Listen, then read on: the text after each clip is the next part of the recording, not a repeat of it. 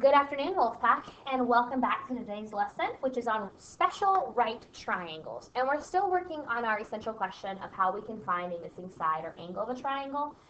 And today's lesson is that you're going to be able to find the lengths of the sides of special right triangles. And you'll find out what makes them special shortly. First of all, we need to practice a little bit more on simplifying these radical expressions. So I have a square root of 7 times the square root of 2.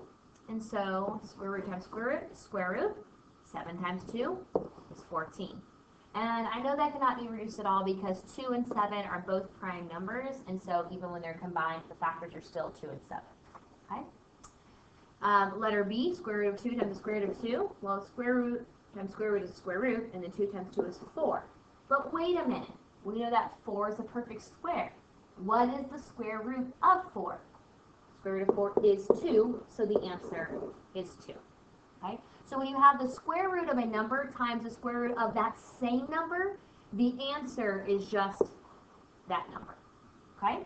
So let's put that into practice. The square root of 3 times the square root of 3, so it's the square root of the same number, so it's simply 3. Because the square root of 3 times the square root of 3 would be the square root of 9.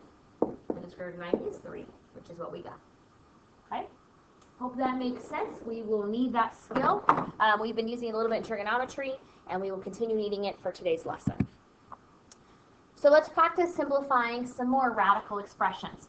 Well, here's the thing. You cannot have a square root in the denominator. So the square root is not allowed in the denominator. So I don't know if you need to write that on your notes or something. But you cannot have a square root in the denominator. So if you have a square root in the denominator, you have to get rid of it. Well, we can get rid of that. If you look back at our previous page, when we multiply something by the same something, that square root sign goes away. Okay? So I'm going to multiply this by the square root of 2 over the square root of 2. Because when I do that, the square root sign is going to go in the denominator, and I'm allowed to do that because the square root of 2 over the square root of 2 is 1. Any number over itself is 1. It doesn't matter if it's 1,965 over 1,965, it's still 1. Okay?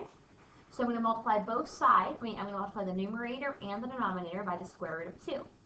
So, working on the numerator, there's 5 on the outside of the radicals, and then the square root of 2 times the square root of 2 is 2, okay, because square root of 2 times square root of 2 is square root of 4, square root of 4 is 2, and on the denominator we have the square root of 2 times the square root of 2, which is also 2, and then we're going to multiply 5 times 2 is 10 over 2, and we can reduce all the way down to 5.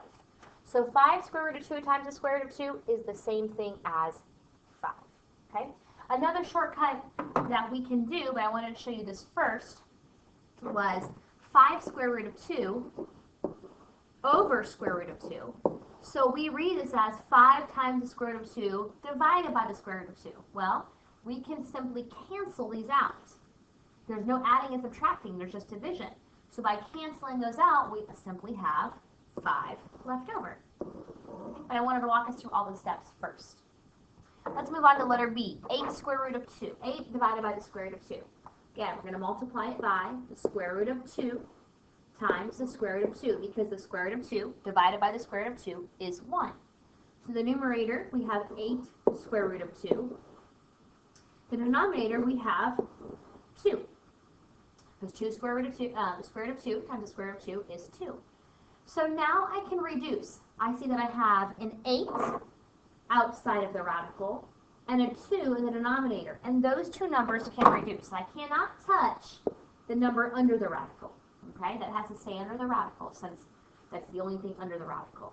So I can reduce. 2 can go into 8 4 times. And then 2 goes into 2 1 time, so it disappears. So the answer is 4 square root of 2. Hopefully that makes sense, because we will need that knowledge for some future problems. Example 3. So our first type of special triangle is the 45, 45, 90 triangle. Okay, so obviously the 45, 45, 90 has a 90-degree angle, that right angle it's marked, and it has the other two angles are 45 degrees and 45 degrees. Okay, so also called the isosceles right triangle theorem. So in a 45, 45, 90 triangle, the hypotenuse is the square root of 2 times longer than each leg. Okay, so if the leg is x long, the hypotenuse is that x times the square root of 2. Okay? So for an example, if the leg was 3, okay, the hypotenuse would be 3 times the square root of 2. As simple as that. So 45, 45, 90, if you remember the legs are the same, notice that there are 2 legs. Okay, leg, leg.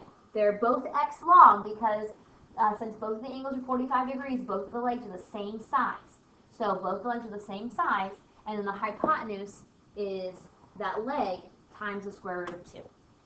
Let's do some practice problems. Find the length of the hypotenuse. Well, the length of a hypotenuse, and I notice that this is a 45-degree angle, and since that's 45, that means this one has to be 45 as well. So I can use that special theorem I just learned. I know that the hypotenuse is the leg times the square root of 2. So the hypotenuse is the leg, and my legs are here and here. I know that this is the hypotenuse because it's the side across from the right angle. So my legs are the ones in green. So the length of my leg is 6 times the square root of 2. And when I combine like term or distribute, 6 square root of 2 is the length of my hypotenuse. Okay? And let's try the next one. Again, we're going to find the hypotenuse. Well, we know the hypotenuse is equal to a leg times the square root of 2. The length of the legs, these are the legs because they're the same size. That means this is the length, and also obviously we know that this is the hypotenuse because it's across the right angle. So 4 square root of 2 times the square root of 2. Okay, I've replaced the leg for 4 square root of 2. Square root of 2 times square root of 2 is 2. So 4 times 2, square root of 2 times square root of 2 is 2. And then 4 times 2 is 8. That's the length of the hypotenuse. If you want to attempt to do 4A and 4B on your own, you will be a better person for it and be more prepared. But we're going to move on now to the 30, 60, 90 triangle theorem. In the 30, 60, 90 triangle theorem, again, it's still a right triangle. And let's use a little bit of highlighter here. Okay. Still a right triangle, but this time one angle is 30, one angle is 60, and the other is obviously 90 because it's a right triangle. If it's a 30, 60, 90 triangle, the hypotenuse is twice as long, so 2 times as long as the shorter leg. And notice there's 2 different size legs here, so twice as long as the shorter leg. Actually, let me change that color to green. Twice as long as the shorter leg, and it is the square root of 3 times longer than the longer leg. Oh, sorry guys, hold on one second. That should say longer leg. Give me a second. Okay, I'm sorry. I was getting ahead of myself. Ignore what I said. What's on the board is correct. So, in a 30, 60, 90 triangle, the hypotenuse is twice as long as the shorter leg. And the longer leg is the square root of 3 times as long as the shorter leg. So they're both being compared to the shorter leg. The hypotenuse is double, and the longer leg is only the square root of 3 times as long. Okay? So, again, the hypotenuse is 2x, where x is the shorter leg.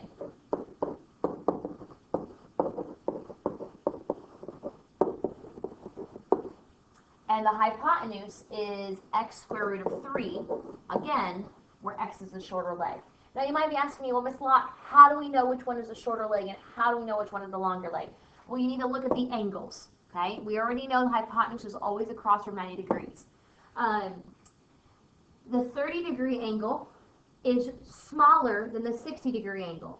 So the side across from 30 degrees, which is labeled X, is shorter than the side across from 60 degrees, which is labeled X square root of 3. Okay? The larger the angle within a triangle, the bigger the side. Okay? So the side across from 30 degrees is smaller than the side across from 60 degrees. So let's do an example. Let's find X. So I need to look at my example. I see that this is the shorter leg because it's across from the 30 degree. And so this is a longer leg. So my notes tell me that the longer leg is short leg, so is X square root of 3. We know that X stands for the short leg, so the long leg is found by taking the short leg and multiplying it by the square root of 3. Well, what is the length of the short leg?